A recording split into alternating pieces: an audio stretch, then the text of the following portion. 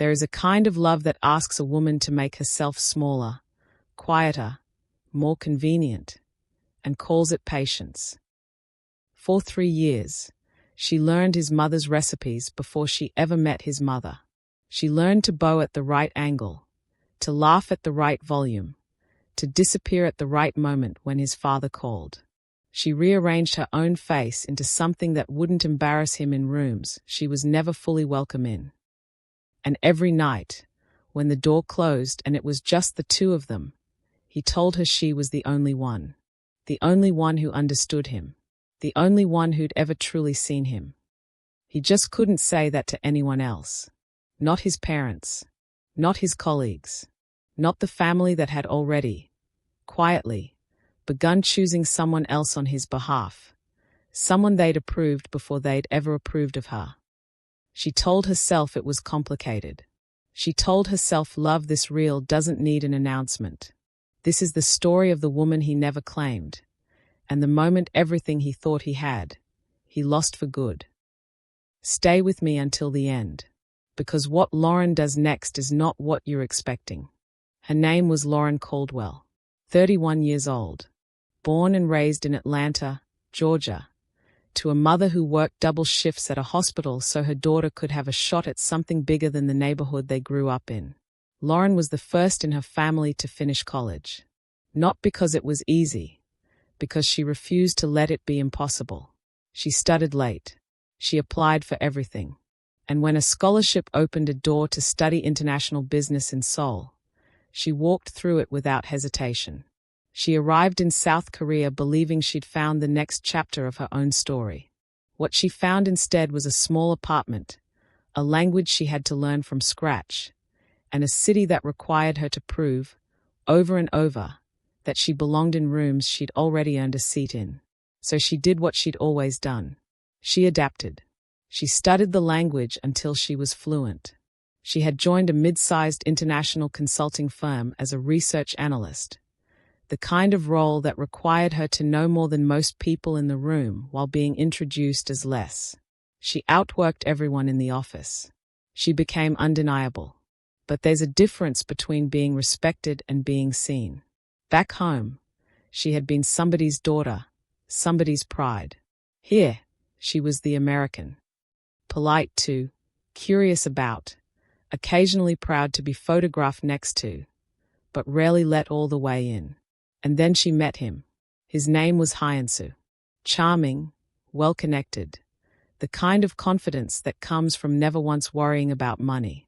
He noticed her in a meeting before she noticed him. Coffee turned into long conversations. Long conversations turned into late nights that stretched into early mornings. Lauren didn't fall carelessly. She fell slowly and completely, the way people fall when they've spent their whole life being underestimated and finally meet someone who seems to look right past all of it. What she didn't yet understand was simple, and it would take her 3 years to fully accept it. To Hyunsu, she was never the place he was going. She was only the place he stopped on the way there. For 3 years, Lauren lived inside a relationship that never had a name. To his co-workers, she was a close friend.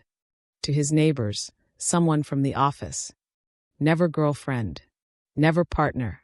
Never anything that would require an explanation. Lauren kept showing up. To every meeting. Every obligation.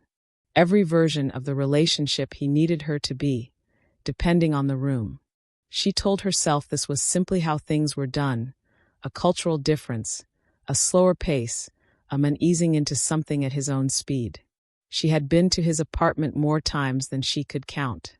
She knew which mug he liked his coffee in, which side of the bed he slept on, how he took his soup when he was sick. But she had never once been inside his parents' home. Not once, in 3 years. She had started pouring extra hours into a research project at her firm, strategy work, the kind that required her full concentration. It was easier to be absorbed than to keep waiting for something she couldn't name. There was one afternoon she remembered clearly. She was at his apartment when his mother called. He looked at the screen, then looked at Lauren, and stepped out onto the balcony to take it. He was gone for nearly 40 minutes. When he came back inside, He didn't mention it, and Lauren didn't ask. She did ask, eventually, gently, carefully, about meeting his family. He smiled the kind of smile that was meant to end a conversation rather than continue it, and said, "It's complicated." It was always complicated. For 3 years, that one word did a lot of work. Once, at a work event, he had introduced her differently depending on who approached them. A colleague got her full name. A family acquaintance got someone from the office. It was subtle, easy to miss, if you weren't paying attention. Lauren had been paying attention. She just hadn't let herself name what she was seeing. Then came the company dinner. It was a formal event. Colleagues, partners, a private room at a nice restaurant. Lauren had taken extra care getting ready that evening. She walked in expecting to find him waiting. Instead, she found him already seated, beside another woman, a Korean woman, dressed elegantly, clearly comfortable, clearly known to the people at that table. Lauren would learn later that this woman had been chosen by his family, introduced, approved, expected. When Lauren approached, he stood, smiled, and turned to his colleagues. "This is our American team member," he said. Team member. She sat across the room for the rest of the evening. She ate. She made polite conversation. She smiled, because that's what you do, because making a scene would have meant becoming the story, and Lauren had spent her whole life being too composed to ever become the story. She made it all the way to her car before she broke. She sat there for over an hour, in the dark, in the parking garage, and let herself feel every bit of it. At some point she picked up her phone. Her mother's name was right there. She put it back down. She wasn't ready to say out loud what she already knew. But that wasn't even the worst part. Weeks later, Lauren did something she had never done in 3 years. She asked him directly. No hints. No hoping he'd read between the lines. She looked at him and said, "What are we?" His answer came slowly, carefully. The kind of answer that had clearly been prepared in advance, just in case this question ever came. "Lauren," he said, "you know how much I care about you. But my family has expectations. I have to think about my future." She heard every word of that sentence. And she understood, with total clarity, what it meant. Whatever she had been to him for 3 years, whatever role she had filled, his future did not include her in it. "So I was what?" she asked quietly. "Practice." He didn't answer. He didn't have to. The silence answered for him. Lauren didn't walk away. Not yet. And what happens next is the reason this story exists at all. After that conversation, Lauren stayed. For 6 more months, she stayed. She told herself she was overthinking things. That maybe she'd asked the question wrong, or caught him at a bad moment, or misread something that wasn't as final as it sounded. She told herself that love, real love, was supposed to be complicated. That if she was patient just a little longer, the picture would resolve itself into something that made sense. But something was happening to her during those 6 months. Something she didn't notice until much later, looking back. She stopped wearing her hair the way she normally did, the way that felt like her, and started smoothing it into something more manageable, something that drew less attention in the office. In meetings, she stopped offering her opinions as quickly. She second-guessed herself before speaking. She started taking up less space, not because anyone asked her to, but because some part of her had quietly decided that taking up less space might make her easier to keep around. And then, on an ordinary Tuesday, it ended, not with a conversation, not with a confrontation, but with a notification. Lauren was at her desk. It was the gap between a conference call and her lunch break, that small, unremarkable window of time most people don't even remember afterward. Her phone lit up with a notification. A post from a mutual colleague's story, reshared without comment. A photo. An engagement announcement. And there he was, smiling, the way he used to smile at Lauren, with someone else's hand in his. Lauren sat there. The call she'd just been on was still open on her laptop screen. Her coffee, untouched for the last 20 minutes, had gone cold beside her keyboard. She stared at the photo for a long time. She didn't cry. Not this time. She closed the app. She stood up, walked to her office door, and quietly closed it. And in that small, sealed-off moment, alone, Lauren made a decision that had been 3 years in the making. She was done. Done making herself smaller for someone who had never once planned to make room for her. Done waiting for a door that was never going to open. Done editing herself down to fit into a life she was never actually invited into. She didn't know yet what came next. But she knew, with total certainty, what was over. A few weeks later, a mutual friend invited her to a gallery opening. Small, low-key, the kind of event Lauren almost talked herself out of attending. But she went, and for the first time in a long while, she wasn't performing for anyone. She wasn't managing how she looked, how she sounded, how much space she took up in the room. She was just there. Across the room, Aman noticed her. He wasn't loud about it. He didn't make an entrance. He simply noticed, the way you notice something real in a room full of things that are trying too hard. He walked over, and the first thing he said to her wasn't small talk. "You look," he said, "like someone who just made a very important decision." His name was Daniel. He had been living in Seoul for 3 months. And this was not the first time he had seen her. In the weeks that followed, Lauren and Daniel started spending time together. Nothing dramatic. Coffee. Walks. Long conversations that ran later than either of them planned. And almost immediately, Lauren noticed something strange, not about him, exactly, but about how she felt around him. Not seen, exactly. More like unheld. Like she didn't have to carry anything while he was in the room. He asked questions. Real ones. About the research she'd done in grad school. About her mother, and what it had been like growing up in Atlanta. About what she actually wanted for herself. Not what she was expected to want. Not what made sense on paper. But what she wanted. He never once asked her to explain herself. Not her hair, not where she was really from, not why she'd moved halfway across the world. He simply treated all of it as ordinary, as just her. But 3 years leaves a mark. Even as things with Daniel felt different, easier, warmer, some part of Lauren stayed braced. She found herself waiting for the shift. Waiting for the moment his phone would ring and he'd step outside for 40 minutes. Waiting for the sentence that started with, "It's complicated." She didn't realize she was testing him. Small things. Would he introduce her to a friend?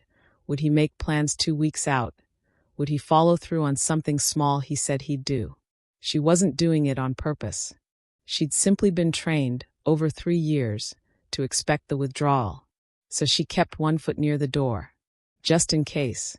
And then, right in the middle of all this, right when something good was finally, quietly taking root, her phone buzzed with a name she hadn't seen in months. "Hyunsu, I've been thinking about you. Can we talk?" He went on.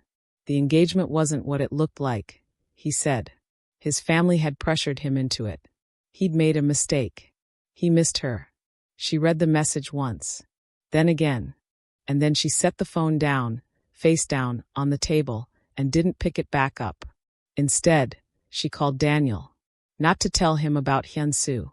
Not to process it. Not to vent. Not to ask him what he thought she should do. She called him because she wanted to hear his voice. Because that's simply what she wanted to do with that moment. He picked up, and before she could say anything, he said, "I need to tell you something. Something I should have told you sooner." He had been carrying something quietly the entire time they'd been seeing each other. And now, on the other end of the phone, he finally said it out loud. He told her that before they ever spoke, before the gallery opening, before any of it, he had crossed paths with Hyunsu. A professional setting. A room full of people networking, making small talk, sizing each other up the way people in business do. And in that room, Hyunsu had spoken about someone. No name. Just a description. Dismissive, casual, the kind of thing people say when they assume no one is really listening. Someone temporary. Someone kept in a separate compartment of his life. Someone he'd already decided the shape of, without ever letting her decide it herself. Daniel hadn't said anything at the time. He'd just listened. And something about the way it was said, the ease of it, the absence of weight, stayed with him in a way he couldn't fully explain. Months later, at a gallery opening, he saw a woman across the room. A mutual colleague introduced them. And in the first few minutes of conversation, without any prompting, he understood. Not from a name. From everything else. "Why didn't you tell me?" Lauren asked, when he finished. Daniel didn't answer right away. When he did, his voice was steady. "Because the choice had to be yours," he said. "Not because someone warned you. Not because someone stepped in. Yours." There was a long pause. Outside, somewhere in the city, it was starting to rain. "I almost told you the night we met," he said. "I've been arguing with myself about it ever since." Lauren sat with that for a long time. Long enough that Daniel didn't try to fill the silence. Outside, the rain picked up. She had walked into this phone call to hear his voice. She hadn't expected to walk out of it understanding something she hadn't had words for until now. Lauren sat there for a moment after they hung up. Then she picked up her phone, opened Hyunsu's message, and deleted it without replying. Not for Daniel. Not to prove anything to anyone. Because there was nothing left in that thread that belonged to her future.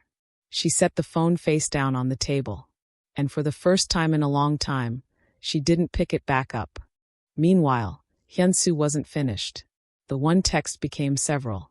When Lauren didn't respond, he started reaching out to people they both knew, old colleagues, mutual acquaintances, the kind of quiet, deliberate moves designed to create a coincidence. An event where their paths might happen to cross. And eventually, one did. A professional gathering. Lauren was there for work. So was he. He approached her directly this time, no audience to perform for, no fiancé at his side. Just him, standing in front of her, saying the words he probably should have said 3 years earlier. "I made a mistake," he said. "I know that now." Lauren looked at him. There was no anger in her face, no bitterness, just a calm, settled clarity, the kind that only comes once a person has truly moved on. "Hyunsu," she said, "you didn't make a mistake. You made a choice. And so did I." She turned and walked forward through the room. Behind her, he stood exactly where he was. He didn't follow.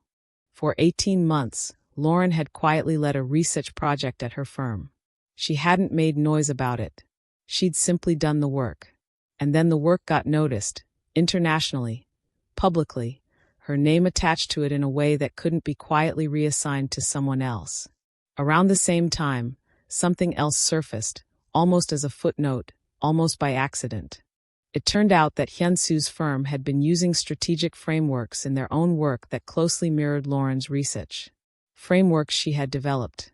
Ones she had once shared in meetings, when she was still the American team member in the corner of the room. No one made a scandal of it. There were no headlines, no public call-out. It simply existed, quietly, factually, as part of the record now. Her name, on the original work. His firm, several steps behind, building on it. Not long after, Lauren was invited to speak at a business conference in Seoul, a panel on cross-cultural innovation in international business. She walked onto that stage and spoke for 20 minutes about frameworks, strategy, and what it costs a room when it keeps the same people in it. Hyunsu was in the audience. His fiancée sat beside him. Lauren saw them. Of course she saw them. The room wasn't that large. But she didn't react. She didn't pause, didn't search for his expression, didn't let her eyes linger a moment too long in his direction. Not because she was suppressing anything. He simply wasn't part of the equation anymore. What happened after the conference, though, that was the part no one could have predicted. Hyunsu's fiancée approached Lauren. Alone. Quietly. Away from the crowd. "I've heard your name since before we were engaged," she said quietly. "I thought meeting you would tell me something. I think it has." They sat down together. They had coffee. They didn't become close friends. They didn't need to.